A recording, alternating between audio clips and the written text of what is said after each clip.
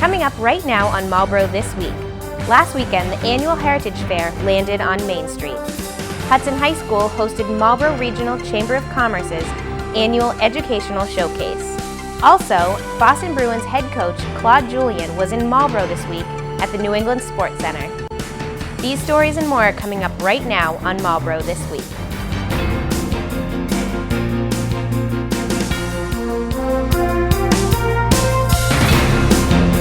Welcome to Marlborough this week. I'm Alicia Brandt. Local schools were able to strut their stuff at this year's annual educational showcase. The Marlborough Chamber of Commerce held their annual educational showcase this week. Schools that were highlighted include Marlborough Public Schools, Assabet Valley Regional Technical High School, Quinsigamond Community College, Immaculate Conception Junior College, and the Math and Science Academy. And they all have an exhibit, and a lot of them have students here as well that talk about the things that they do in each one of their schools. The focus, which started originally, is to educate the whole real estate community. So when they're selling homes, they know what the schools represent.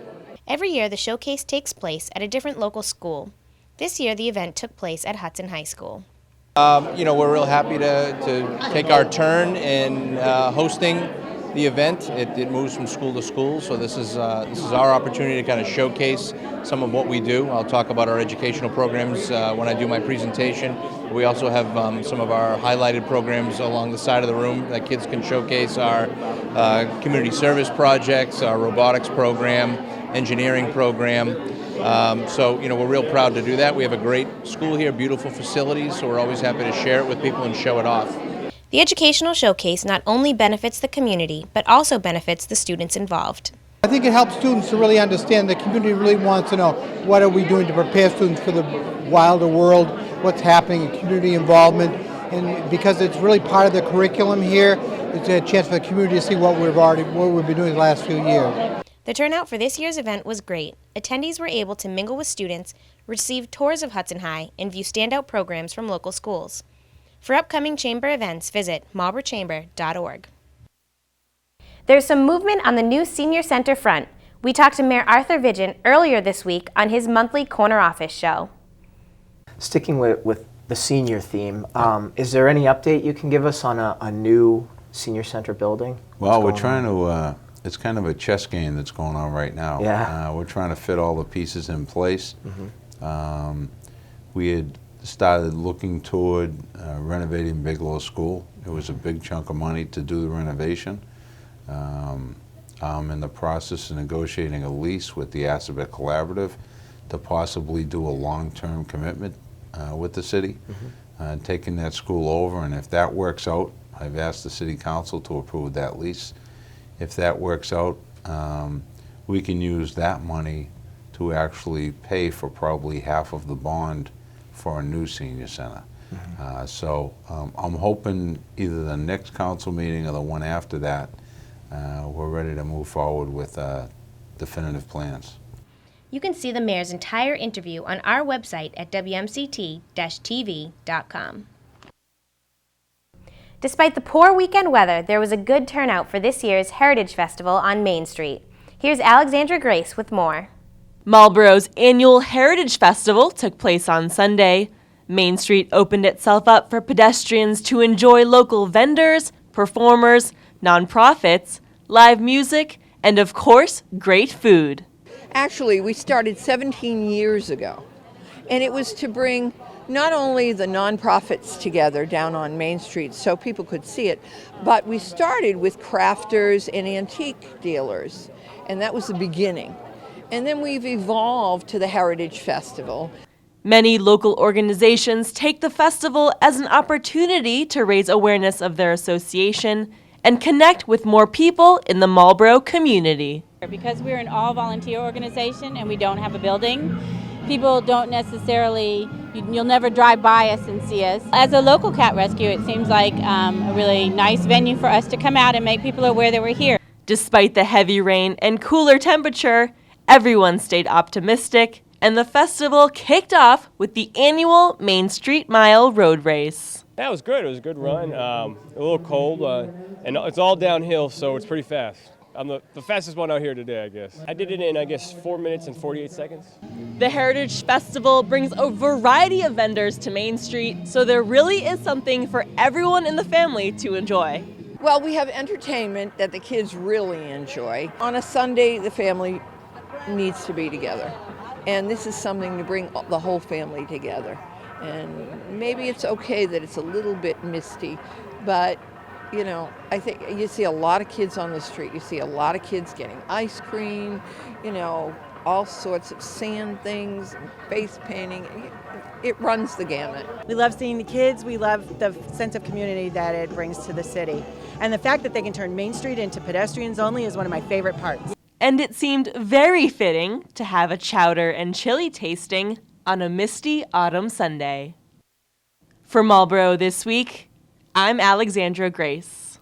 The Heritage Festival was not the only highlight of this past weekend. Marlborough's Rotary Club also hosted their 90th anniversary celebration. Here's Megan Mellon with more. On Saturday night, the Rotary Club had 2 reasons to celebrate. One was their 90th birthday, and the other was the funds being raised for the Cancer Pavilion at Marlborough Hospital. The Rotary's donations are very special. It represents the business community, but more important, our community, who will, the patients who are going to be served by the Cancer Pavilion. So it's so exciting that their dollars are going to go directly to help people of this community. With $12,000 already raised for the Cancer Pavilion, Rotary's 90th year is off to a great start. But this organization is no stranger to helping out those in need. Actually, we're one of the oldest clubs in the state of Massachusetts. We were one of the first to be founded once Rotary was established at all in the country. Rotary was established in 1907 and we were formed in 1922. So we have a great, long, wonderful history of serving our community. And we're very excited to share that with the community at large on a regular basis. We do an awful lot of fundraising, community service, and we work with the hospital, have been working with the hospital for over a decade on a newspaper delivery project. The Rotarians felt the Cancer Pavilion was the perfect recipient for their fundraiser due to how many people are affected by this disease. Chose the Cancer Pavilion obviously because it strikes everybody that we know. I can't think of anybody in this room that will be here this evening that hasn't been touched in one way or another by cancer. And what we're going to do here is raise money, of course, for the pavilion. We're not going to build a building with what we have to do, but by the same token, we are going to help make the amenities more comfortable for the patients that are there.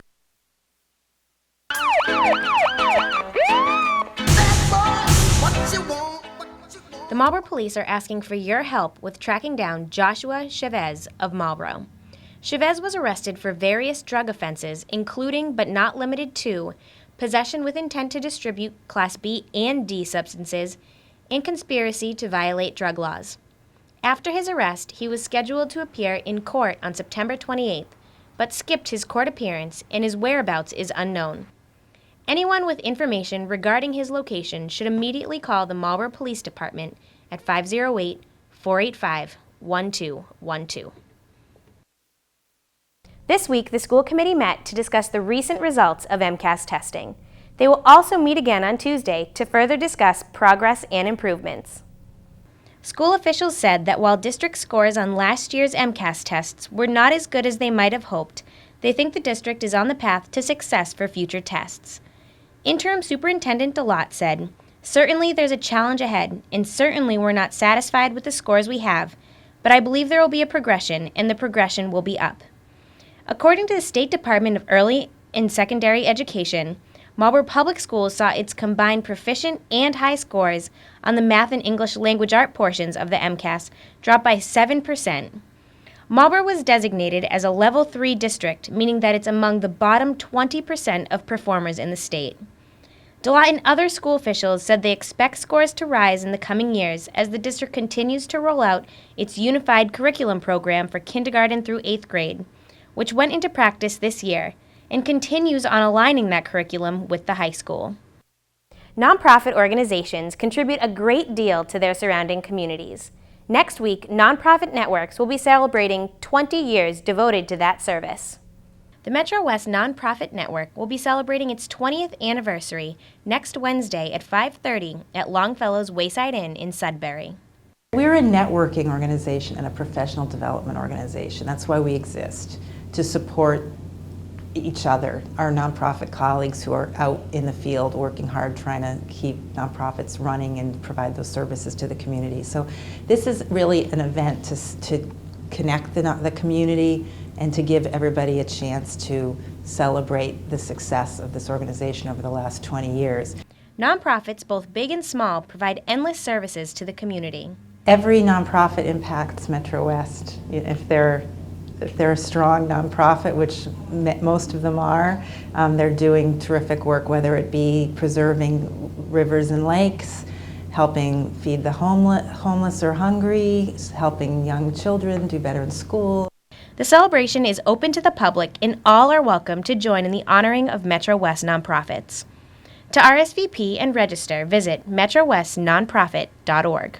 We will have a featured MC, Joyce Kulhawick, who's a well-known arts advocate and cancer crusader, and a media personality in Massachusetts, and we'll have Rick Jacobs, who's the head of the Massachusetts Nonprofit Network, speaking, and we'll have really the feature of the evening of the program will be a video montage of nonprofit leaders talking about the impacts of their nonprofits on clients, on their community.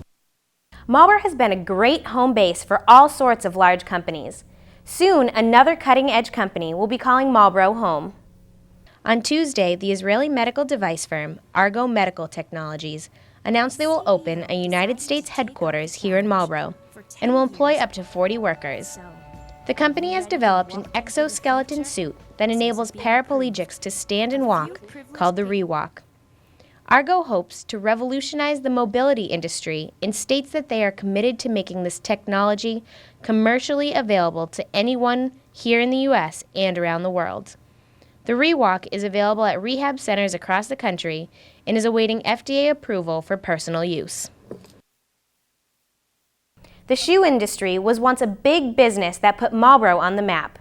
Now one of those boots, once produced here in Marlborough, can now be found on one of Boston's most elite neighborhoods.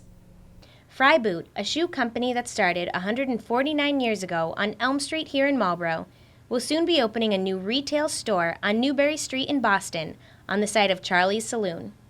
Today, the boots are all about style and fashion. But when Marlborough resident John Fry opened his doors in 1863, his goal was to provide a comfortable boot for the hundreds of factory workers in Marlborough at the time. Soon the boots gained national and international fame. They were worn by both Confederate and Union armies during the Civil War. The company remained in the Fry family until 1945 and was moved from Massachusetts in 1980. The company is the oldest continuously operated shoe company in the United States and is currently based in upstate New York. Seniors who reside here in Marlborough were able to visit different health booths at last week's health clinic. On Friday, September 28th, the Council on Aging held a health fair and flu clinic for seniors. With help from the Marlborough Board of Health and Friends of the Marlborough Seniors, the seniors were able to gain knowledge of the services in town as well as help protect themselves from flu season.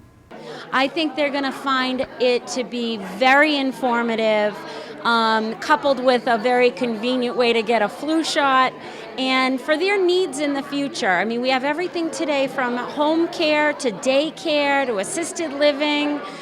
We have the Senior Center, Bay Path Elder Services, Meals on Wheels, all these agencies that make it possible for people to live in the community as they age.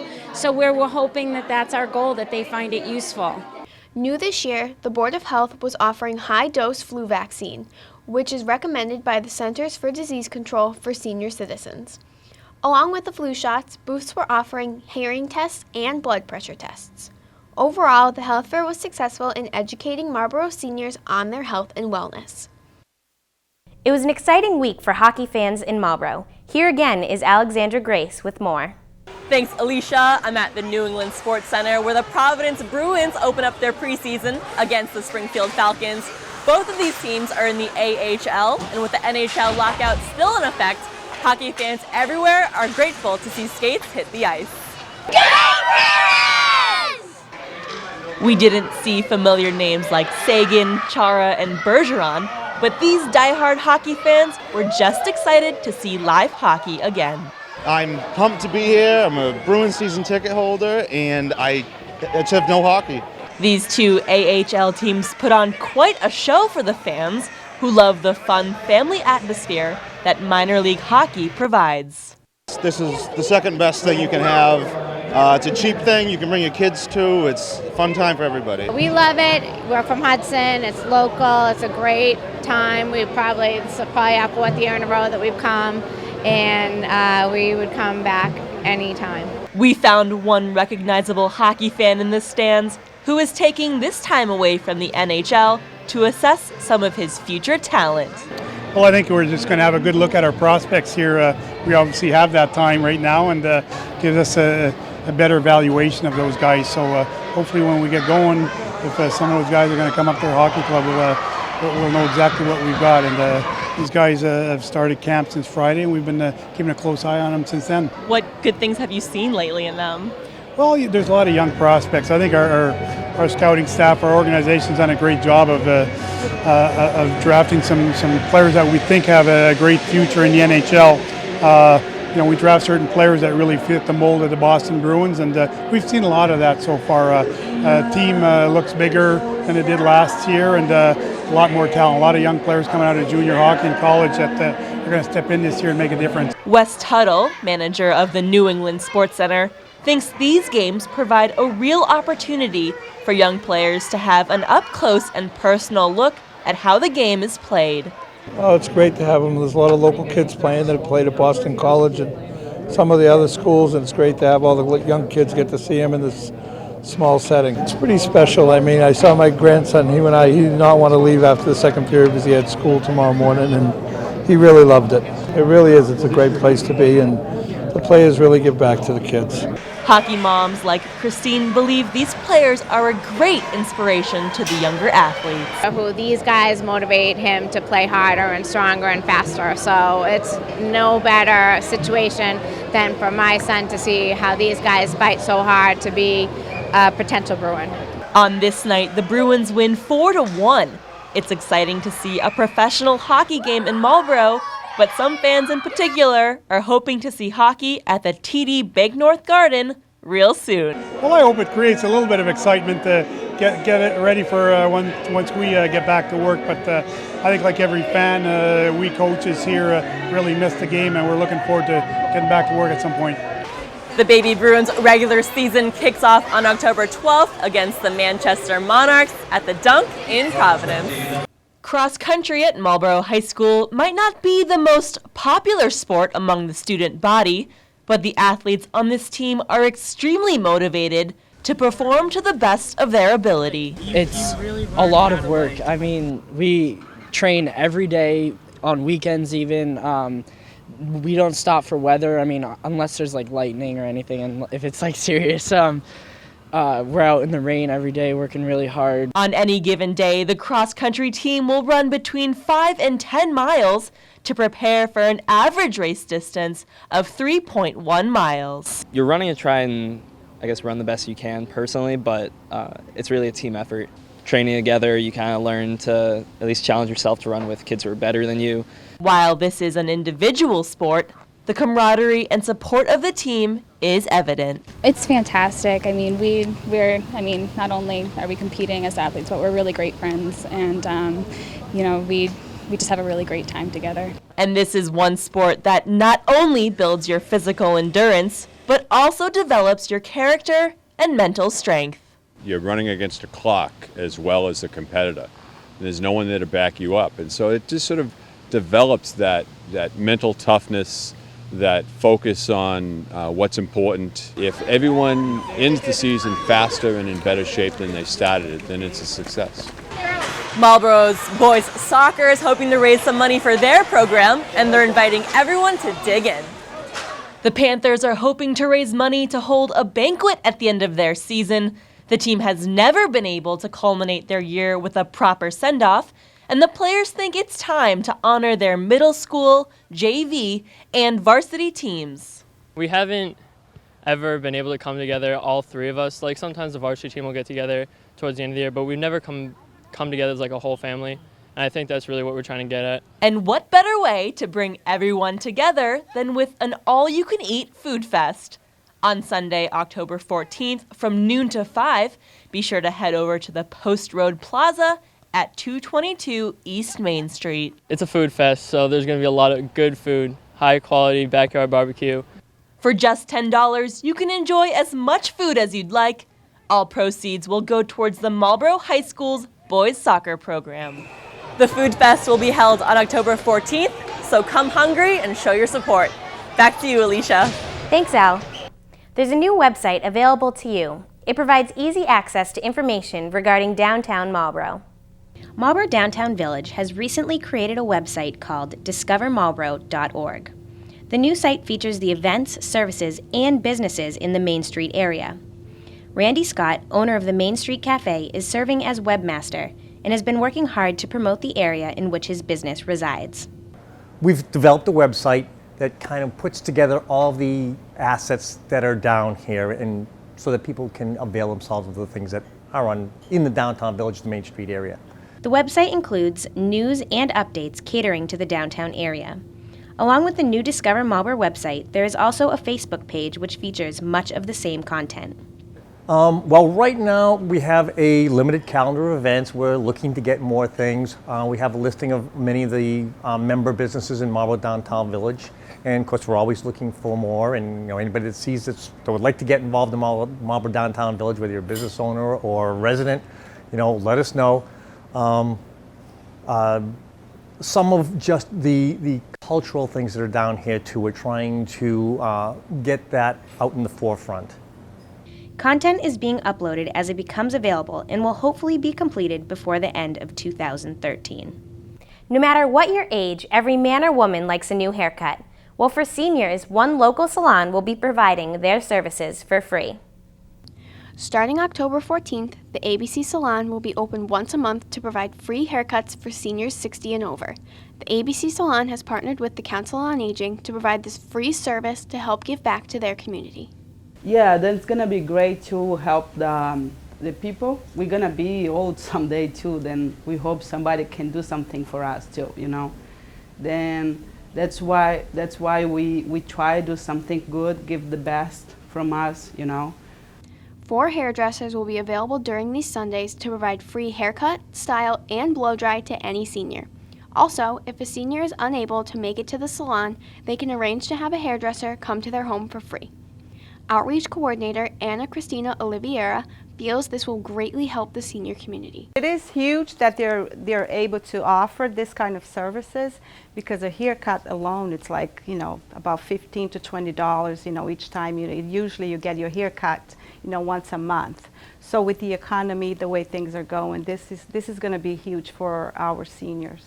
To sign up for an appointment, call the Senior Center at 508-485-6492. That's all for this week. Thank you for watching Marlborough This Week. I'm Alicia Brandt. Please be sure to like WMCT-TV on Facebook. And also, we've created a Twitter account. Follow me at AliciaWMCT for updates on Marlborough news and what's going on in the station. Thanks again, and as always, tune in next week for more in Marlborough News.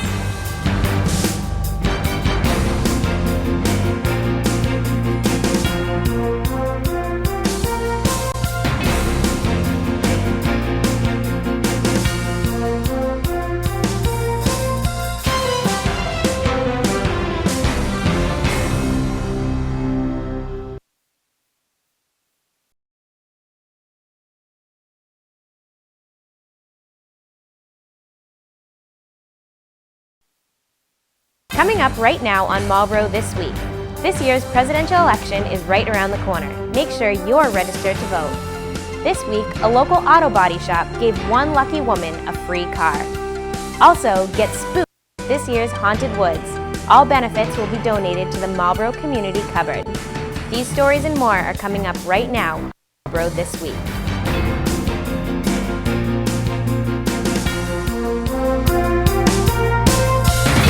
Welcome to Marlborough This Week. I'm Alicia Brandt. A very important moment for our country is the election of a new president. With the 2012 presidential election on November 6th, make sure you're registered voter. This year's election is only 3 weeks away, and time is running out for those who are not registered to vote. To register, you need to go to the city clerk's office in City Hall. The deadline to register to vote is October 17th. If you or someone in your family needs an absentee ballot application, they are now available at the city clerk's office. Now, you can come in at any time now and fill out an absentee ballot application, and we can certainly mail back to you the absentee ballot for voting purposes. Or if you desire, you can actually come in and fill out the absentee ballot application and go ahead and vote in this office. All absentee ballots will be sent to the appropriate ward precinct the day of the election. The last day to apply for absentee ballot is November 5th at noon. Before Election Day, it is important to know if you are on the active voting list. Earlier in the year, we sent out the census forms, and for those that did not send back the census forms in a timely manner, we did send out a confirmatory postcard confirming that they still live at that address. For those folks who did not return the postcard and also did not vote in the state primary, you would be listed on our inactive voter list. That does not necessarily mean that you cannot vote. There are 2 requirements. You would have to show some form of ID to reflect that you still live at that address, in addition to filling out an affirmation of current and contiguous residency. So this would be required if you are on the inactive list. For any questions or concerns, you can contact the city clerk's office at 508-460-3722. Interim Superintendent Stephen DeLotte sat down with Marlborough Public Schools Communication Liaison Beth Wagner in a recent episode of MPS Chat. Among other topics, Beth asked DeLotte about future growth in the Marlborough school system. You've probably had the opportunity that you've been able to identify some areas of opportunity for educational growth and development. Can you speak to some of those areas where you think that we really have a chance at expanding and bettering the service? I'd say if you ask me about Marlborough and the directions that we should be taking, I would say I'm looking, and I have certainly it's the school committee's decision and it's the town decision for another elementary school. I think for the programs that we have right now in the elementary school, we're fast running out of space. And I see that as an issue as our kindergartens and early childhood are getting larger. So I am working closely with John Galoni, and we're working with the Mass School Building Administration in trying to say, put Marlborough in line for getting a new school. All decisions about a new school has to be done, obviously, by the town and by a vote. But what I'm telling you, Beth, is it would do so much for the town if we were able to move, let's say, the students in the 5th grade back to the elementary school. They'll be up to the new superintendent, and actually that's up to the school committee, but I'd be very much in favor of doing that. It would also reduce the number of students in Whitcomb. Whitcomb's a really large school. I'd like to take those numbers down. If we're able to move the students to the new elementary school, that would be very, very helpful, and concentrate on the 6 to 8 program at the Whitcomb School. To see the entire interview, go onto our website at WMCT-TV.com. Looking for some old-fashioned Halloween fun? Georgia La Raza has just the thing for you, if you dare. On October 18th through 21st, 25th through 28th, and 31st, people of all ages can head down to the Lodge on Fitchburg Street from dusk to 10 p.m. for some old-fashioned Halloween fun. By bringing a non-perishable food item to be donated to the Marlborough Food Pantry, one can take the spooky 10 to 15-minute walk through the haunted woods. People will come walking through the woods, see the exhibits, sometimes be scared and sometimes not so scared. You'll see some skeletons, you'll see some werewolves. The Haunted Woods is set up for people of all ages. Even the little kids can come explore. One of the things we're going to do so that we don't scare too much on the little kids is that little kids will be given a glow stick. And the glow stick will indicate that not to scare the kids with the glow sticks, and it won't be as scary for them. But for the adults, it's no holds barred. The Haunted Woods food drive began years ago and has evolved over time to a spectacular event dedicated to a good cause. Here with my good friend George LaRasa, who's very modest and doesn't like to take credit, but the Haunted House food drive and now the Haunted Woods food drive was his brainchild. It's actually 13 years ago that we first started this, or George started this, and he ran it for 5 years. And at a point in time when he was unable to continue it, my family picked up the event, and we've been hosting it for about 8 years. But now it's back where it belongs with George, and they've done a phenomenal job here. People have got to come check this out. Just the scenes, it's better than ever. Probably going to be the best Haunted Woods that we've ever had. So it's a great opportunity for people to come out, support the food pantry. Like George said, the pantry is very empty. They're really struggling this year. So I encourage everybody, when you go out shopping, pick up a couple of extra items, throw them in your cart, and make sure you come out to the Haunted Woods. You'll have a great time. For more information on this Haunted Woods, call the Marlborough Moose at 508-485-6151 or visit the Haunted Woods Food Drive Facebook page. This week, one woman's dream became a reality when a local auto body shop presented her with a free car. Liz Berry has more on this story. This Monday, with the help of many local businesses and organizations, 26-year-old Jessica Francis drove off in a 2008 Honda Civic at no cost to her. The mother of two, a nursing student and Worcester resident, received the car through the Recycled Rides program, a nationwide project that gives refurbished vehicles to deserving families. Alberters Auto Body donated the parts and labor for the vehicle. But this really takes it to a whole nother level to be able to provide somebody with something like a car, which in my opinion equals freedom. It's going to allow her to do things in her personal and professional life that she probably wouldn't be able to do without her own vehicle. So we're just very excited for her. Frances was chosen through the United Way, which also helped her apply for school and find housing for her family. The Hanover donated the car, which is worth over $10,000, along with a gas card and roadside assistance kit. O'Brien and Gibbons also donated 1 year of insurance for the vehicle. Outside of our business, very, very committed to making a difference in the communities that we call home. And Marlborough and Worcester are very important communities to us, and so any chance we have to participate and to make a difference, we're more than happy to. Frances will use the car to help her get back and forth to school and is very grateful to all that made this happen. It's going to change things dramatically. I'm going to be able not to have to share a car with my mom and my sister to get to school, the independence. I have 2 boys, 5 and 7, so we can go more places, spend more family time and take trips and everything like that. So it's just going to be amazing. And then when I can apply for jobs, I can not have to be in Worcester because of local transportation. I can go to other places and everything like that. So it's just amazing. It's going to impact my life tremendously. So I'm just excited. For Marlborough This Week, this is Liz Berry reporting. If you have bad credit and need help getting approved for a new car, a new program has launched in Marlborough that may be able to help you. A press conference was held Wednesday to announce a new program that will help families receive low-cost car loans and budget training. More Than Wheels is a nonprofit agency that helps families improve their credit scores and find reliable and fuel-efficient cars. So what More Than Wheels does is we've helped more than 1,600 people get access to a low-interest car loan regardless of their credit score. They come and work with us, and we help them repair their credit and give them some financial education and tools that will empower them to make different financial decisions, different spending decisions, allowing them to find some money in their budget for the car that they so desperately need. Based out of New Hampshire, More Than Wheels has recently partnered with Employment Options and the Marlborough Community Development Group to expand into the Metro West area.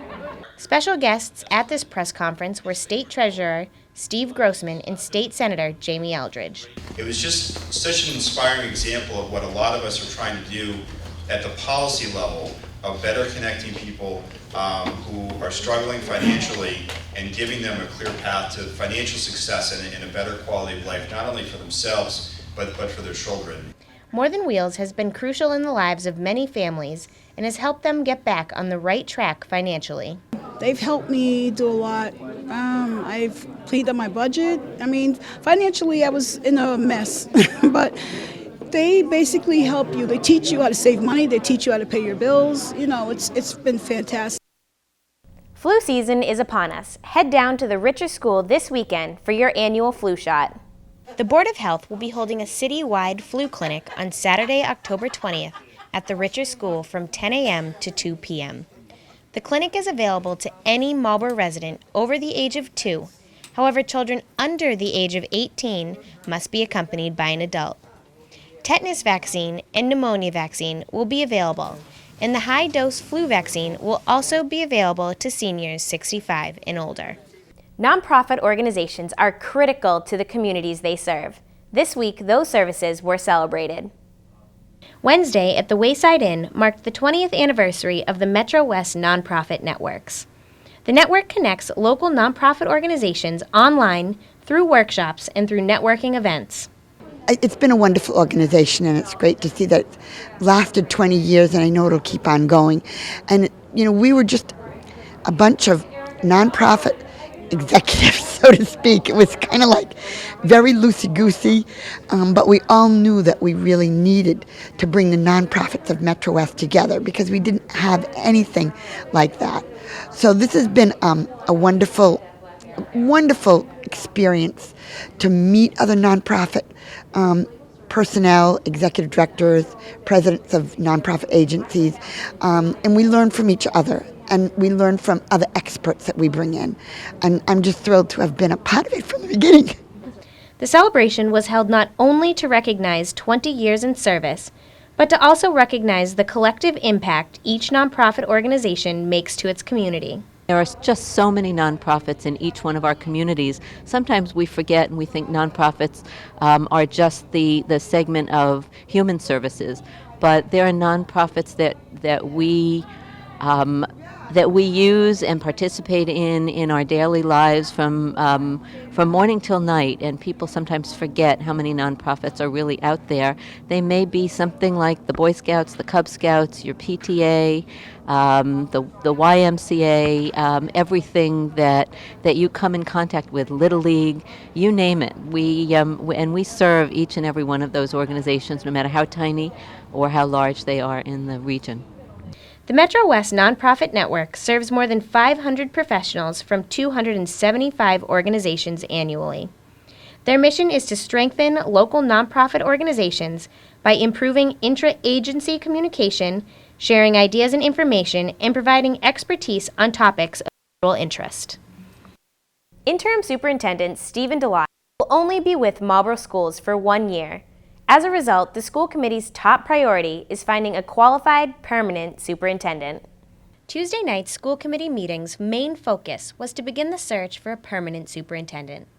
The committee heard from 3 separate consulting companies that would assist in the process of hiring the new superintendent. Committee members cited the need for a permanent superintendent and someone who would be a good fit for the district. The 3 consulting firms being considered are New England School Development Council, Future Management Systems, and Hazard Young Altea and Associates. The committee did not make a public comment on the companies. Here's Alexandra Grace with a great fundraising effort that the Marlborough Athletic Department is promoting. Al? Thanks, Alicia. As part of their community service activity, the Marlborough football team is teaming up with the American Cancer Society. The Panthers are participating in the Coaches vs. Cancer program and are hoping to make a difference in the fight against cancer. Marlborough High Athletics. Coaches vs. Cancer is a national program that was started by Norm Stewart. He's former University of Missouri basketball coach, and Norm's a cancer survivor. So he was in the Big 12 at the time and one of the major conferences. So they decided to reach out to the community in Missouri and get people to pledge for every 3-point shot they made that year. And now it's grown to the high school ranks where they have people that have reached out to various high schools. They came to us and said, you know, this is a program we have. And it fit right in with what we're trying to teach the kids here. Coaches and teams involved in Coaches vs. Cancer are raising awareness in their communities about the importance of cancer prevention, early detection, and making healthy lifestyle choices. We're doing what's called a wall of hope, and we're going to get a poster together, and all the pledge cards, there's various kinds you can pledge in support of somebody that's fighting the disease or in memory of someone that has lost that battle. Teachers have been coming in with $10, 15, 20, because it is something that really hits home with a lot of people. So I'm optimistic we're gonna come up with some good amount of money to make a nice donation to the American Cancer Society. Coaches vs. Cancer not only offers those involved a unique opportunity to fight the disease, but it also teaches the players invaluable life lessons. High school athletics is about memories. We always tell the kids, the memories you make them on the field, you make them in the locker room with your friends, and now hopefully we can help them, later in life they're going to see that, something like this will touch, where they're going to want to help somebody, they're going to want to contribute. And, it's more than just, the X's and O's on the football field. And something like this, it hits home with them. If you'd like to learn more about Coaches vs. Cancer, you can check out the American Cancer Society's website at cancer.org. Back to you, Alicia. Local schools were able to strut their stuff at this year's annual educational showcase. The Marlborough Chamber of Commerce held their annual educational showcase. Schools that were highlighted include Marlborough Public Schools, Assabet Valley Regional Technical High School, Quinsigamond Community College, Immaculate Conception, Becker College, and the Math and Science Academy.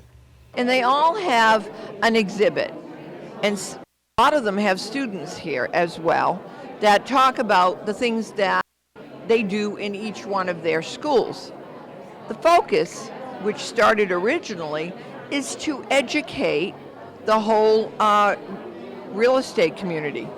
So when they're selling homes, they know what the schools represent. Every year, the showcase takes place at a different local school. This year, the event took place at Hudson High School. We're real happy to take our turn in hosting the event. It moves from school to school, so this is our opportunity to kind of showcase some of what we do. I'll talk about our educational programs when I do my presentation. We also have some of our highlighted programs along the side of the room that kids can showcase, our community service projects, our robotics program, engineering program. So we're real proud to do that. We have a great school here, beautiful facilities, so we're always happy to share it with people and show it off. The educational showcase not only benefits the community, but also benefits the students involved. I think it helps students to really understand the community really wants to know what are we doing to prepare students for the wilder world, what's happening in community involvement, and because it's really part of the curriculum here, it's a chance for the community to see what we've been doing the last few years. The turnout for this year's event was great. Attendees were able to mingle with students, receive tours of Hudson High, and view standout programs from local schools. For upcoming Chamber events, visit marlboroughchamber.org. A boot once produced here in Marlborough can now be found in one of Boston's most elite neighborhoods. Fry Boot, a shoe company that started 149 years ago on Elm Street here in Marlborough, will soon be opening a new retail store on Newbury Street in Boston on the site of Charlie's Saloon. Today, the boots are all about style and fashion. But when Marlborough resident John Fry opened his doors in 1863, his goal was to provide a comfortable boot for the hundreds of factory workers in Marlborough at the time. Soon the boots gained national and international fame. They were worn by both Confederate and Union armies during the Civil War. The company remained in the Fry family until 1945 and was moved from Massachusetts in 1980. The company is the oldest continuously operated shoe company in the United States and is currently based in upstate New York. Make sure you tune in to WMCT Tuesday at 6 p.m. for the live state Senate debate between Jamie Eldridge and Dean Cavaretta, and state representative debates between Stephen Levy and Danielle Gregoire. That's all for this week. Thank you for watching This Week. I'm Alicia Brandt. Please be sure to like WMCT-TV on Facebook. And also, we've created a Twitter account. Follow me at Alicia WMCT for updates on Marlborough news and what's going on in the station. Thanks again, and as always, tune in next week for more in Marlborough news.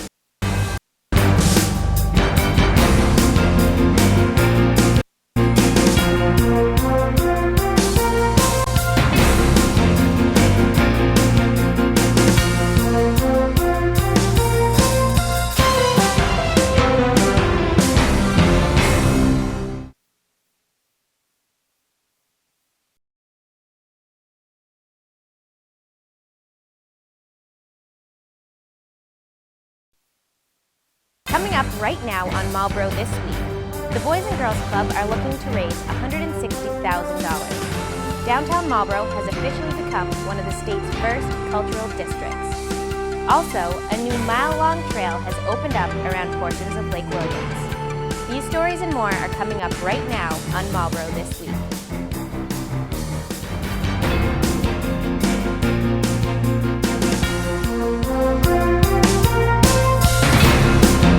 Welcome to Marlborough this week.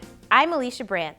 Opponents in two legislative races faced off this week in the first of two candidate debates hosted by the Marlborough Regional Chamber of Commerce. State Representative Stephen Levy and his Democratic opponent and former State Representative Danielle Gregoire met for their first public debate in the campaign. Levy, running for his second term, said that he has stuck to the campaign promises he made 2 years ago when he bested Gregoire. Every time I go to Boston and I cross the street from the parking garage to the State House, I always look at that Golden Dome in awe and realize what a privilege it is for me to represent you there in Boston. And also, it reminds me of why I went there and why you sent me there. I'm proud to say that over the course of the 2 years, I've kept the promises I made on the campaign trail. I filed the bills I said I would file, and I fought for the things I said I would fight for. Promises made, promises kept. Now the district has changed to include parts of Marlborough, Northborough, and Westborough. I want to return to the State House to represent those communities and to represent your voice and to continue to fight for those issues that are important to you and to the Commonwealth. Gregoire said her main focus, if elected, will be on creating jobs and boosting the economy. We here in Massachusetts are fortunate to have a largely bipartisan legislature who's come together during these challenging fiscal times to accomplish great things for our state, including landmark local aid and Chapter 70 funding, healthcare cost containment, unemployment 2% below the national average, elimination of a $4 billion structural deficit, an increased bond rating allowing us to borrow money at record low levels of interest, and we've done reforms on EBT abuse, immigration, government transparency. Stephen Levy is running for his second term, and Danielle Gregoire hopes to return to office after being defeated by Levy in 2010. State Senator Jamie Eldridge and his opponent, Republican Dean Cavaretta of Stowe, met for their second of 7 debates scheduled before Election Day. Eldridge is running for his third term in the Middlesex and Worcester Senate seat. I have been focused on investing in education to make sure that every child in Massachusetts gets the best possible education they can. Investing in infrastructure, whether it's transportation or water infrastructure, to make it easier for people to get into Boston or Cambridge, or to help attract businesses to this area. Passing public policy in the innovation economy, whether it's life sciences, the Green Communities Act, or alternative energy. And also fighting for independence in the legislature, whether that's more transparency in government spending or making legislative votes more accountable. Cavaretta billed himself as a Scott Brown Republican, focused on education and transportation. He also wants to keep Medicare for seniors. On taxes, my opponent wants to raise most state taxes in the code. I do not want to raise taxes. On Medicare, my opponent wants to open it up to everyone and have Medicare for all in Massachusetts, similar to Vermont. I want to save Medicare for seniors. On transportation, I'm a practitioner. I've served under 2 governors, know what it takes to get faster transportation jobs in the queue. That's real economic stimulus. The candidates will meet again next Wednesday morning at the Employment Options Clubhouse for their second Marlborough Regional Chamber of Commerce candidate event. Nearly 4 months after devastating fire, a local nonprofit organization can start moving forward with the help of one vital donation. In June, Employment Options of Marlborough suffered a tragedy when a fire destroyed 3 vans used to help members get in and around the community. This month, the English Family Fund has issued Employment Options a grant for $26,000 to help purchase a new van. We're actually really appreciative of the grant and the van that we're able to get. When we lost the original vans that we have, it really highlighted just how dependent we are on transportation to get our members to and from work so they can be independent and get access to the things they need in the community. So having lost it, we saw just how much we needed it, and having the new van just highlights how vital transportation is, and our members feel more secure knowing they can get to and from work. So. The loss of the vans was tragic to the organization, but the new van will provide a new level of comfort to Options members. The van should be in with the next week or two, and it's a new type of van. Right now we have just some regular, like 15-passenger vans. This new van is like a lift-style van, so it's easier for our members to get into and out of, and helps them feel more comfortable, a little more spacious, and they can get where they need to go without worrying about having to climb into a van that's much bigger and harder to access. So. The vans that Employment Options use are critical in transporting members to jobs, medical appointments, job interviews, as well as other trips such as shopping and regular errands. This donation will help Employment Options move forward after the fire. Marlborough has always been known as a great destination for those who enjoy parks and conservation lands.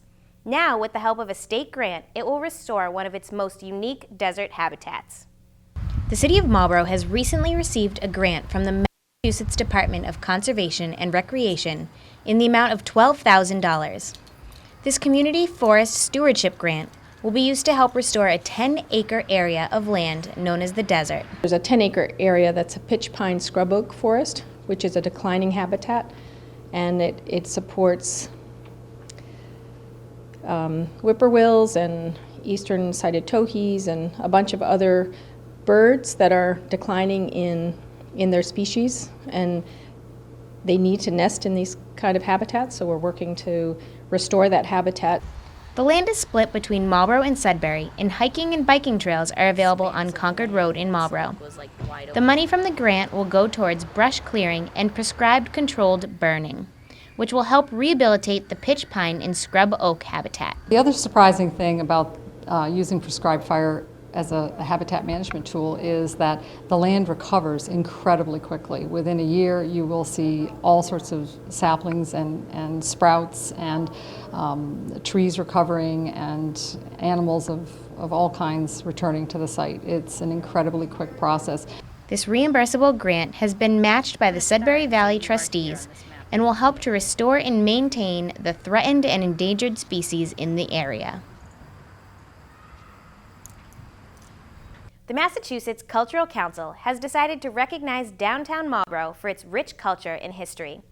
That makes the Downtown Village Association very happy. The Massachusetts Cultural Council recognized the City of Marlborough's downtown area as one of the state's first cultural districts. This is the first year of the MCC's Cultural Districts Initiative, and Marlborough is one of 14 districts to have received this designation. The MCC distinguishes a cultural district as a compact, walkable area with many cultural and artistic assets and activities. Each has their own characterization. Central Square, Cambridge really kind of has an already established arts community. We're developing that. We have beautiful architecture here in the city, some beautiful, wonderful historical points of interest that I think we can enlarge upon. And I think those are some really good reasons for Marlborough to become a cultural district. Yeah. The City of Marlborough went through a rigorous application process, which included a walking tour of the area last month. This recognition will help the city to enhance the arts and cultural programs, and perhaps boost tourism and job development. I think that it's going to bring an overall area through, overall awareness to what we can do to better Marlborough, and I think that it'll be step by step, small pieces. Initially, there can be grant money available to help cultural organizations, to help promote arts and such in the downtown. The Marlborough Downtown Village Cultural District runs along Main Street between the Marlborough Public Library and Union Common. Each new district receives signage, an online profile on MCC websites, and the Massachusetts Office of Travel and Tourism, and many other amenities. Are you looking for some old-fashioned Halloween fun? George LaRassa has just the thing for you, a haunted woods. On October 18th through 21st, 25th through 28th, and 31st, people of all ages can head down to the Moose Lodge on Fitchburg Street from dusk to 10 p.m. for some old-fashioned Halloween fun. By bringing a non-perishable food item to be donated to the Marlborough Food Pantry, one can take the spooky 10 to 15-minute walk through the haunted woods. People will come walking through the woods, see the exhibits, sometimes be scared and sometimes not so scared. You'll see some skeletons, you'll see some werewolves. The Haunted Woods is set up for people of all ages. Even the little kids can come explore. One of the things we're going to do so that we don't scare too much on the little kids is that little kids will be given a glow stick. And the glow stick will indicate that not to scare the kids with the glow sticks, and it won't be as scary for them. But for the adults, it's no holds barred. The Haunted Woods food drive began years ago and has evolved over time to a spectacular event dedicated to a good cause. Here with my good friend George LaRasa, who's very modest and doesn't like to take credit, but the Haunted House food drive and now the Haunted Woods food drive was his brainchild. It's actually 13 years ago that we first started this, or George started this, and he ran it for 5 years. And at a point in time when he was unable to continue it, my family picked up the event, and we've been hosting it for about 8 years. But now it's back where it belongs with George, and they've done a phenomenal job here. People have got to come check this out. Just the scenes, it's better than ever. Probably going to be the best Haunted Woods that we've ever had. So it's a great opportunity for people to come out, support the food pantry. Like George said, the pantry is very empty. They're really struggling this year. So I encourage everybody, when you go out shopping, pick up a couple of extra items, throw them in your cart, and make sure you come out and visit the Haunted Woods. You'll have a great time. For more information on this Haunted Woods, call the Marlborough Moose at 508-485-6151 or visit the Haunted Woods Food Drive Facebook page. The City of Marlborough has given residents another way to enjoy the fresh air. Liz Berry has more on the story. Liz? The City of Marlborough opened a new mile-long walking trail around a portion of Lake Williams this week. Eagle Scout candidate Brenton Sullivan built a boardwalk system and bridge with the help of his family, friends, and fellow Scouts to help promote outdoor activities in the community. I think it will help the Marlborough community just to, it'll get them outdoors more, I've had neighbors and friends say they want to walk their dogs along Lake Williams, and this will help them do that, The trail around Lake Williams is just one of the many hidden gems found in Marlborough. Well, I think just another opportunity for people to enjoy what we have in the city. We have so many great areas with Jericho Hill and Galone Park, and here's just another example of the great things we have here in the city of Marlborough. The trail is now open to the public and is for walking, jogging, cross-country skiing, and snowshoeing only. Parking and access to the trail is available from Lizotte Drive near the youth baseball fields. For Marlborough This Week, this is Liz Berry reporting. The City of Marlborough is constantly growing. This week, the City Council met to discuss how to support that growth. City councilors raised the possibility of an additional fire station to serve the growing population in the city. During discussion of a proposed zoning change that would allow for 350 units of housing, City Councilor Matt Elder said that now we are really starting to develop the west side of the city. The need for an additional fire station is heightened. Forest Park developers are seeking to build 350 residential units as part of a 110-acre multi-use campus, which will give the city $4.3 million in tax revenue annually once it's fully built. With this additional tax revenue, public services such as the fire department can be funded. If you're looking to take a peek back at Marlborough history, there's a new photo exhibit at the library that may just do the trick. This week, the Marlborough Public Library opened its new exhibit, Lynch's Coffee Shop. The photo exhibit, sponsored by the Friends of the Marlborough Public Library, was created by longtime Marlborough resident John DeBeiros and features the many faces of people who dined in Lynch's when him and his wife owned it in the 60s and 70s. As the business goes along, I see a bunch of characters coming in. They're really interesting people, the way they're dressed in the late 60s and 70s. And I said, gee, I got to capture this. But if I could put it all together, I have quite a story of these people. And that's how it started. So I just collected a bunch of pictures of my customers sitting there having a coffee and cigarettes too. That was their smoke everywhere, and ashtrays on the counter and sugar bowls, and just the whole idea of the business was pretty interesting. John graduated from Marlborough High School in 1951, and after serving in the Navy, opened Lynch's in 1968. John boasts that he has always lived and worked within a half mile of City Hall and feels his exhibit will show the city of Marlborough what the town was like years ago. I hope it just shows that we did have a community at that time that was really close. Like, for one thing, if you shopped in Marlborough, the owner of the business lived in Marlborough, and when you spent $1 there, the dollar stayed in Marlborough. But you go and buy a coffee now, before you know it, that $3 is in Seattle by nightfall.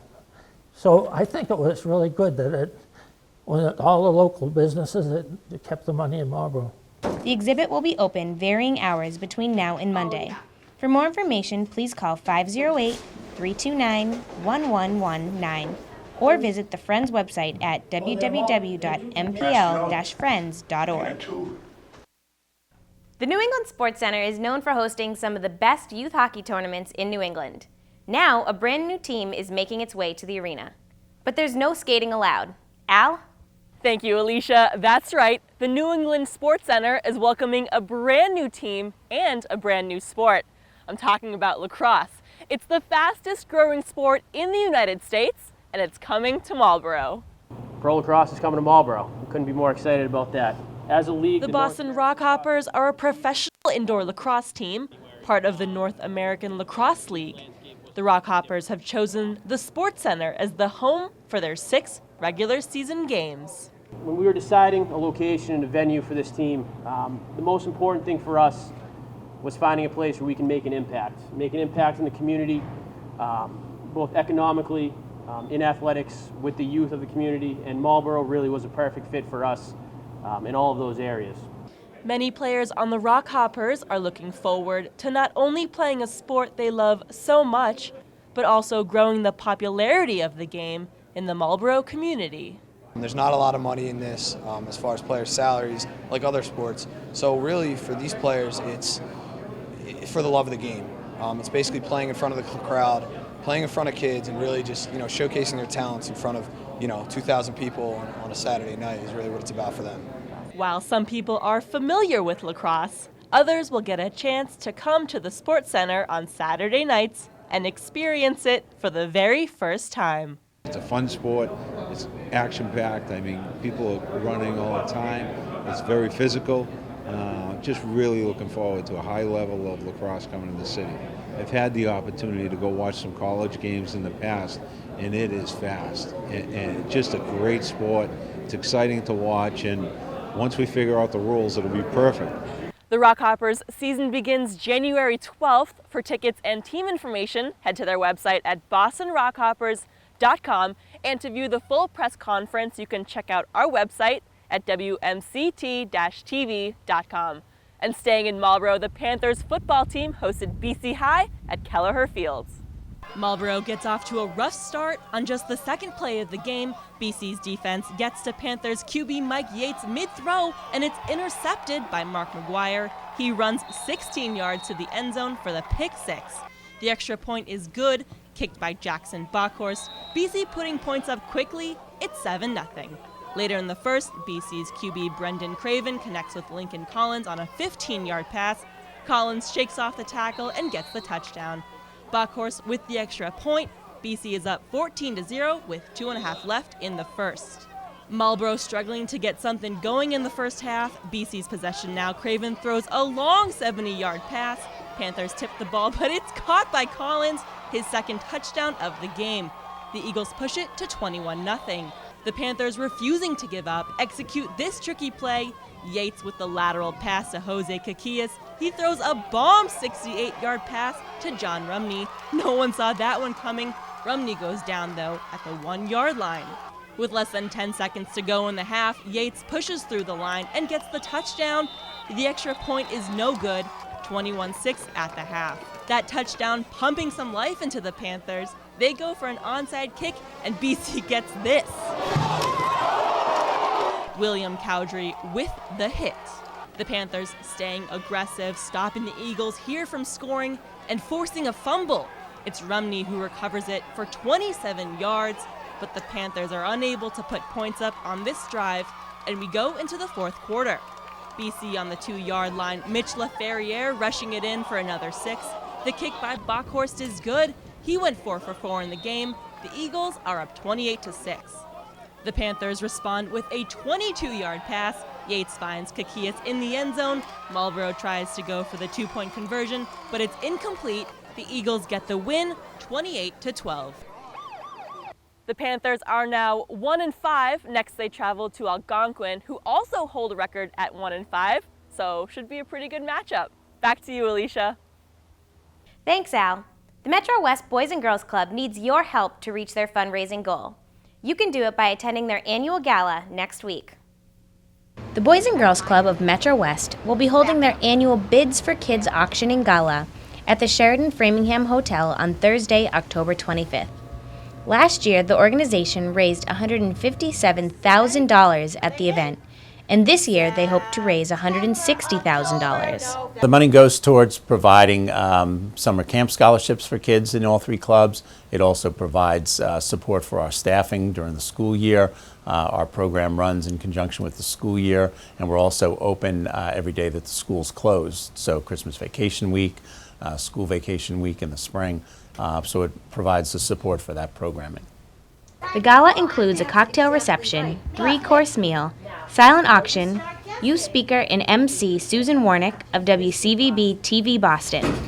Also, the organization will honor the 2012 partners of Youth Gemzyme, Avidia Bank, and their very own staff member, Chris Duane. Chris, who's our Senior Vice President of Operations, and she's been in that position for over 17 years. And she's really done a fabulous job for the club and really is somebody that we wanted to be able to recognize with this award. And it's the Michael C. Sullivan Award. Michael was a former club member who unfortunately had passed away in a skiing accident a number of years ago. And we've named this award each year that we give to an important staff person or volunteer at the club who's done a great job working at the club. Tickets are $100 per guest and $1,000 for a table. To purchase tickets, visit www.bgcmetrowest.org or call 508-485-4912. That's all for this week. Thank you for watching Marlborough This Week. I'm Alicia Brandt. Please be sure to like WMCT-TV on Facebook. And also, we've created a Twitter account. Follow me at Alicia WMCT for updates on Marlborough news and what's going on in the station. Thanks again, and as always, tune in next week for more in Marlborough News.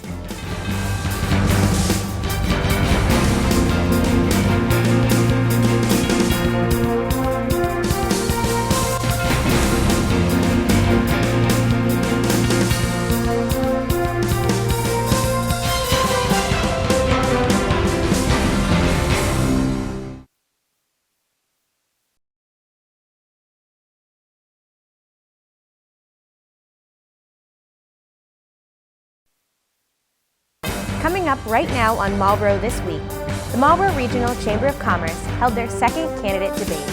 Main Street Cafe hopes to bring more culture to downtown with an art exhibit. Also, the Marlborough Country Club gave military and their families a free day of golf in honor of their services. These stories and more are coming up right now on Marlborough This Week.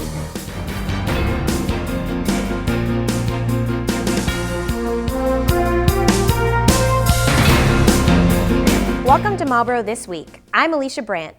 Thursday at the weekly Rotary Club meeting, Mayor Arthur Vigent took the podium to present his State of the City address. Mayor Vigent highlighted a number of his accomplishments during his first 10 months in office, including starting the city's Facebook page that serves as a great communication tool with the residents. He also talked about the city's new walking trail at Lake Williams, the senior tax work-off program, and the Jobs Works initiative his office has started.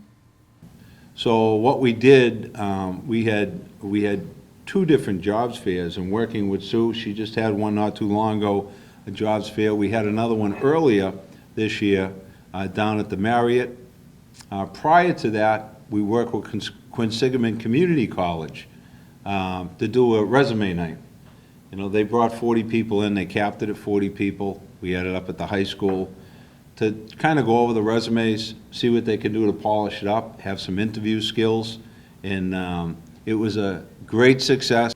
Over 30 companies and 500 people attended the jobs fair, and plans are already in the works for more fairs in the future. He is very proud that TJX now has offices in the city and announced that another company will soon be calling Marlborough home. Quest Diagnostics has signed an agreement. They'll be taking 200,000 square feet of the HP property, bringing us over 1,200 additional jobs to the city. And we're real excited about signing that, hoping move that forward through the city council and have that approved. So that should be coming out in the papers in the next couple of days. But tremendous company. We're going to be bringing in jobs from both Connecticut, from down in Cambridge, and from Worcester. Historically, the relationship between mayors and councils can sometimes be described as rocky. But Mayor Vigent said in his first 10 months, so far, so good. I think the over and under on my relationship with the city council was sometime at the end of March, we were going to be, fighting. And we both try at this point to continue to work together. It's been fantastic. We've had the years in the city council some 15 years ago. I think, Joe will remember, but when we were, back then, there was a very decisive council. The administration wasn't getting along with some councilors. And we had a lot of fun, but we weren't getting anything done. The great thing about today is we are getting a lot accomplished. We can have difference of opinion. We can have different votes. I don't care if you vote different ways. I give them the same advice that I used to give councilors when I was the president. No surprises. I just want to know what's going on and don't surprise me. He's enjoyed his first 10 months as mayor and is excited about the future. But we just all had a great relationship. I've had a great 10 months and I want to continue doing it for you. You can see the full speech on our website at WMCT-TV.com. Route 20 is one of the oldest and longest highways in America, and it passes right through Marlborough. One man decided that he was not only going to drive its entire length, but that he was also going to raise Route 20 awareness. A new nonprofit organization has sprouted in Boston, promoting and preserving one of Marlborough's main roads, Route 20. Brian Farr, the founder and CEO of the recently established historic U.S. Route 20 Association, decided in 2010 to travel one of America's longest highway from coast to coast. So in learning about Route 20, I finally realized, Route 20 goes from Boston all the way to the Pacific Ocean, and it's the longest highway in the country. That to me was the impetus to say, I want to do this. This is a great road trip. Everybody seemed to talk about Route 66, this great road that people wanted to drive on. And to me, it was kind of like, well, if everybody's doing Route 66, why don't I go do something different where there isn't a lot of fanfare? Brian used his cross-country trip on Route 20 to enjoy the sights and long stretch of road before him. My trip on Route 20 was quite spontaneous. It just sort of happened almost overnight, but it took me 2 weeks exactly to go from Boston to Newport, Oregon. And I basically drove about 250 miles a day, just taking my time, stopping to see all the different sites that are out there. There is a lot to be seen on Route 20. There are several presidential homes that I didn't even know about that were on there. James Garfield, for one, and Ulysses S. Grant all had a home right on Route 20. Of course, this is before Route 20 ever became a highway, but it's the same location. And then there are roughly about 9 national park areas on Route 20 that you can go to, stretching all the way from Springfield at the Springfield Armory, and it originally actually takes you all the way to Yellowstone National Park. That was the original end of Route 20. Brian's cross-country road trip was not just a great experience, it gave him his idea to start the Route 20 Association. The mission of the historic U.S. Route 20 Association is to promote and preserve what is on Route 20 itself, such as the historical structures, the businesses, and just the culture on Route 20 itself. The historic Route 20 Association was established this October and has many plans and goals for the future of Route 20. To learn more about Route 20's history and to help preserve its legacy, be sure to visit historicus20.org. Downtown Marlborough is full of history, and one local restaurant is hoping to enhance these important city features with a little culture. Since officially becoming a cultural district, one of the downtown businesses, the Main Street Cafe, held their first of many art exhibits at their restaurant location. We're looking to just enrich upon the wealth of historical, architectural, and cultural things that are already available in Marlborough. And that's why we brought art to the downtown, both inside and outside. Pieces created by 4 artists are on display on the Main Street Cafe walls. Each artist was excited to help Marlborough grow as a cultural district. I'm a painter from the Danforth Museum in Framingham, and I have painted with this group of artists, including Mona, Verna, and Elisa. They're all part of the show. And when we heard about the opportunity for a Marlborough studio opening, we were all ready to do it. Each of the 4 artists come from different backgrounds and cultures, making each piece unique. I think my art is slightly more influenced by I was born and brought up in India, and I think it's influenced by some of the Indian culture and the way we paint. So I think that's what I'm influenced by, but I do paint very abstract. All artwork displayed at the Main Street Cafe is for sale. A portion of the proceeds from the sales will go towards helping Marlborough Downtown Village bring more art, music, and cultural programming to the city. The military devotes their entire lives to the safety of our country. This week, Marlborough Country Club wanted to thank both veteran and active members for their services. The Marlborough Country Club held its 2nd annual Military Appreciation Day on October 23rd. In honor of the sacrifices both active and veteran soldiers have made for our country, military members and their families were allowed to golf for free. What we do is we donate the golf course and the golf cars to military and their families. And this is an effort to raise money for the Massachusetts Soldiers Legacy Fund. And this fund provides educational assistance to families who have had fallen heroes. So we're very proud. This is our 2nd annual event. We'll have over 180 golfers today. And last year we donated about $4,000 to the Massachusetts Soldiers Legacy Fund. This year we're hoping to do even better. Military Appreciation Day killed 2 birds with 1 stone. It provided a nice outing for military members, and it raised money for a great cause. Marlborough Country Club has chosen the Massachusetts Soldiers Legacy Fund for its charity of choice. And this charity was founded in 2008. And right now there are 46 families that are participating with this generous fund. There are 76 children associated with those 46 families, and the Massachusetts Soldiers Legacy Fund has set aside $40,000 for their educational needs. Should those children choose to go to a Massachusetts school, Massachusetts will double that funding, so each child has a potential of receiving $80,000 towards their college education. We're really proud to be associated with them. Golfers could not have asked for a better day to be out on the course.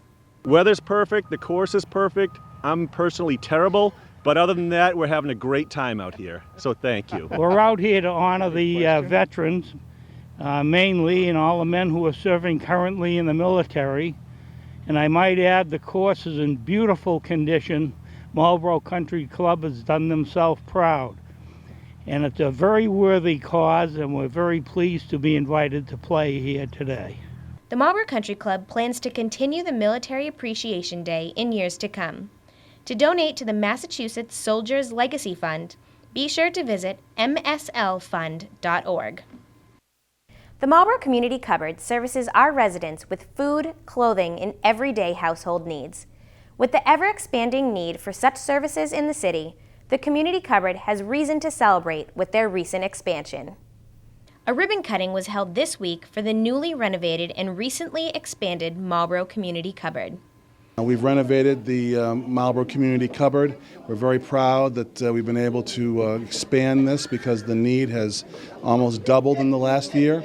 And we've moved our clothing department, which was a big piece of the business, from the pantry downstairs to a new space that we just renovated here on this level, which you can see in a few minutes.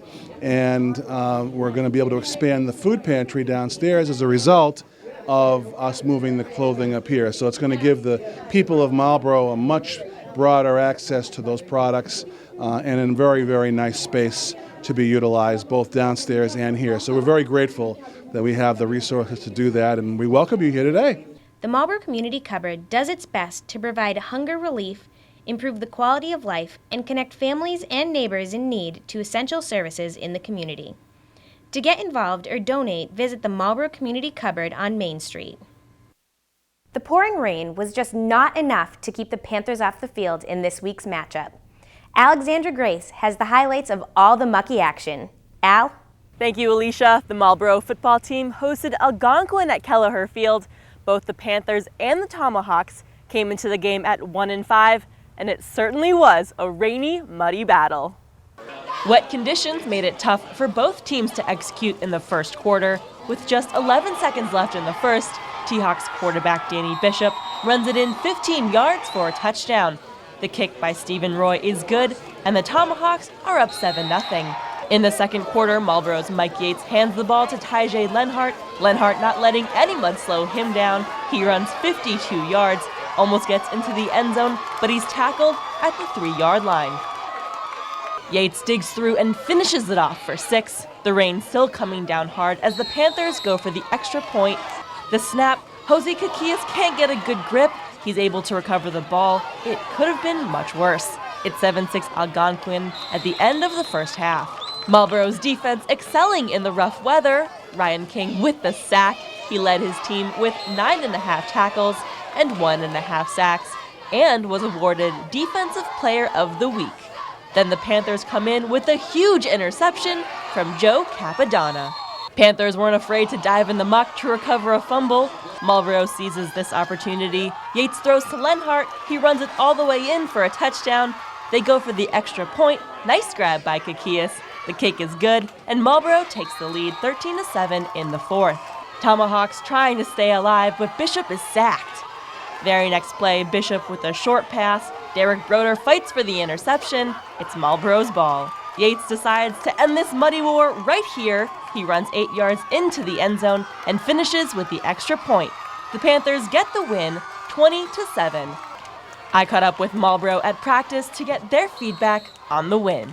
For a few weeks, we were playing teams that people didn't give us too much of a chance to win the game, the Shelburne, BC High.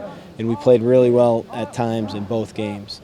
So now it was the opposite, a team with only one win going in as the favorite. So, but our kids responded to it.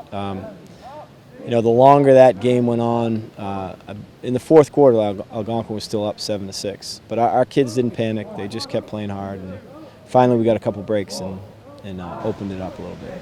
In the fourth quarter, we really stuck it to them. So I think we really finished this week compared to other weeks where we just couldn't finish in the second half. It was the funnest game I've ever had. Really, yeah. In order for the Panthers to make it to playoffs, they have to win every remaining game of the season. 3 out of the 4 are home games, including the next matchup against Milford. And from one muddy football field to a nice dry field house, 3, 2, 1, go! Varsity athletes at Marlborough High School are coming together for a very special workout. 10, 20, 30. It's the first annual Breast Cancer Awareness Teamwork Challenge to support Mammograms in Action. Mammograms in Action, which is a nonprofit organization out of California that provides breast cancer screening for both men and women that are low income and underprivileged and underserviced in that realm of healthcare. A relay of sprints, burpees, box jumps, and squats push students to put some muscle into strengthening the awareness of breast cancer and raising funds for those in need. It gives them something else to do other than just asking people for money. They're actually doing something to get it, not just, hey, can I have $1 to support this? I'm actually going to go do this workout. I'm going to put myself through something that's not going to be as pleasant, and they can kind of relate to someone else is going through something harder than what their daily routine of going to class and doing their homework is. October is Breast Cancer Awareness Month. Organizations around the world communicate the importance of getting screenings and taking preventative measures in the fight against breast cancer. It's definitely something worth giving some time and thought into. People are always wearing pink and stuff for football games. I think finally people are starting to understand that it's not just wearing pink, it's more of actually supporting a cause. So I think that's a good idea. Through Mammograms in Action's grant program, individuals are able to receive a screening for just $80. And thanks to the strength of these athletes at Marlborough High, more low-income and uninsured men and women will be able to take preventative action. I think it's so much better that we're actually coming together. There's so many athletes at Marlborough High, and the fact that we're coming together to work out and to raise money for this cause is a great thing. It's just, we're not just telling people we're raising money, we're doing something about it. If you'd like to learn more about Mammograms in Action, you can email Tom Leard at the email address listed below on your screen. Alicia? You mentioned the organization helps fund those in need of a screening. But where can someone go to find a screening service in the area? Yeah, that's a great question, Alicia. If you're looking for a screening service and you don't know where to begin, you can check out the organization's website at the address listed on your screen for resources and support. Back to you. Thanks, Al. You may have noticed some improvements at a couple of the parks here in the city. This is thanks in part to a collaboration with the Middlesex Sheriff's Office. The City of Marlborough has always had the good fortune of having a strong relationship with the Middlesex County Sheriff's Office. Since becoming mayor in January, our office has worked with Sheriff Katusian to better serve our residents and strengthen our public safety programs. One of these programs is the Community Works program. This program puts inmates to work on various projects that might not otherwise be done. These men have been classified, they've gone through their program in the nonviolent offenders, and when they get out, when they get this opportunity, which is something they seek, it's toward the tail end of their sentences usually, right? The last they call them short timers. And this is something that they seek. So it works in one way. It works internally with our operation because this is something that they try to get, so they have to behave. If they have disciplinary reports or they don't go through their programming, they don't get this opportunity. So internally it works in our favor in managing the climate and keeping a safer climate because they behave themselves in order to get this opportunity. And then when they have this opportunity, they behave themselves as well. The work crews saved the city both money and manpower, gave our Public Works Department a significant head start in cleaning up and restoring some of our natural beauties in Ward Park and Stevens Park. Another program the Sheriff's Office is working on is a regional lockup system. That is where a person is arrested by the police. They are then held in the police station, sort of pre-arraignment. They're not brought to court at this point. And sometimes it can be for an overnight, if it's on a weeknight, and it can be, if it's on a Friday night, it can be for 2 nights, and if it's on a Friday night, it's a long weekend, it can be 3 nights, where a police department has to have someone watching that one inmate sometimes, that one detainee, or a couple, all by themselves, and they have to pull someone off the street. And many times they have to pay overtime in order to have that person being watched. This is a regional lockup where we're hoping to be able to take these men and take them off the hands of the local police department so they can put their resources where they need to be, which is on the street, and protect your community. This program could potentially save the department thousands of dollars. Sheriff Katusian is working with Chief Leonard and other Middlesex County police chiefs to develop a long-term solution to this problem. Election Day is right around the corner, and you want to be an informed voter. This week, the Marlborough Chamber of Commerce sponsored the second state representative and state senate debates. Wednesday morning, candidates for state representative and state senate faced off again. However, this time, members of the public were able to ask candidates their own questions. One of those questions was how to improve the legislature. Every time you open up the newspaper, there's another story about what's wrong with Massachusetts government. Sometimes it's not necessarily just the legislature, it's the entire operation of our state government. Whether it's the crime lab, now the compounding center in Framingham, every day there's another scandal. The state auditor comes out and tells us that hundreds of millions of dollars of mass health are being spent on people who don't even live in Massachusetts because we don't even take the first step of asking, are you a Massachusetts resident, before we provide health care services. There's so many things, lack of accountability and management in every aspect aspect of state government. That is exactly what I've gone to Beacon Hill to fight. And that's exactly what I'm fighting for, is that accountability. I think that the most important way that we can improve the reputation of our legislators is by being an active member of our communities.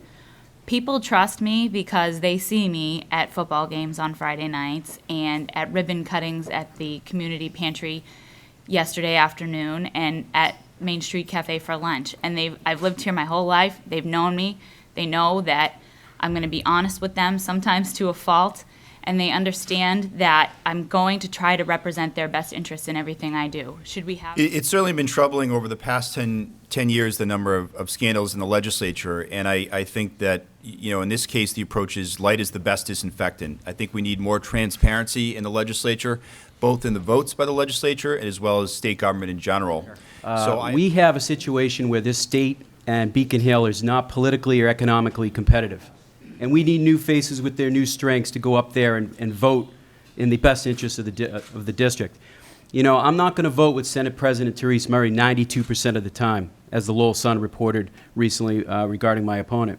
In terms of checks and balances, as a history teacher, I talk about this in the classroom. The fact that we need more competition in the state Senate, that there's only 4 Republican state senators to offer amendments and debate issues with the supermajority.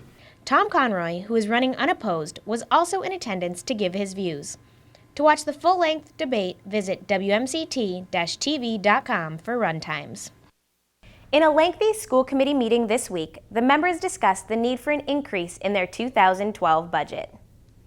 The school committee voted to ask the City Council for another $2.6 million for the fiscal 2013 budget. The committee approved the budget recommendation from Interim Superintendent Stephen DeLotte, who said the cash is necessary to fund imminent contracts with unions, outstanding contractual and legal debts, and ballooning special education costs. The biggest increase DeLotte recommended would fund increases in special education costs, a jump of about $973,000, of which about $780,000 is to pay for the special education cost of 13 students who have moved into the district since the budget was set in the summer. Mayor Vigent will now take the committee's vote and make a recommendation to the City Council. Vigent is not happy about having such a large transfer, but he does believe the money is needed. Nearly 4 months after a devastating fire, Employment Options is now moving forward with the help of one vital donation. In June, Employment Options of Marlborough suffered a tragedy when a fire destroyed 3 vans used to help members get in and around the community. This month, the English Family Fund has issued Employment Options a grant for $26,000 to help purchase a new van. We're actually really appreciative of the grant and the van that we're able to get. When we lost the original vans that we have, it really highlighted just how dependent we are on transportation to get our members to and from work so they can be independent and get access to the things they need in the community. So having lost it, we saw just how much we needed it, and having the new van just highlights how vital transportation is, and our members feel more secure knowing they can get to and from work. So. The loss of the vans was tragic to the organization, but the new van will provide a new level of comfort to Options members. The van should be in with the next week or two, and it's a new type of van. Right now we have just some regular 15-passenger vans. This new van is like a lift-style van, so it's easier for our members to get into and out of, and helps them feel more comfortable, a little more spacious, and they can get where they need to go without worrying about having to climb into a van that's much bigger and harder to access. So. The vans that Employment Options use are critical in transporting members to jobs, medical appointments, job interviews, as well as other trips such as shopping and regular errands. This donation will help Employment Options move forward after the fire. The State Treasurer and Massachusetts School Building Authority were at the Epicurean Room at Assabet Valley on Friday with a large check to reimburse the school for their big repair project. We'll have the full story for you next week. That's all for this week. Thank you for watching Marlborough This Week. I'm Alicia Brandt. Please be sure to like WMCT-TV on Facebook. And also, we've created a Twitter account. Follow me at Alicia WMCT for updates on Marlborough news and what's going on in the station. Thanks again, and as always, tune in next week for more in Marlborough News.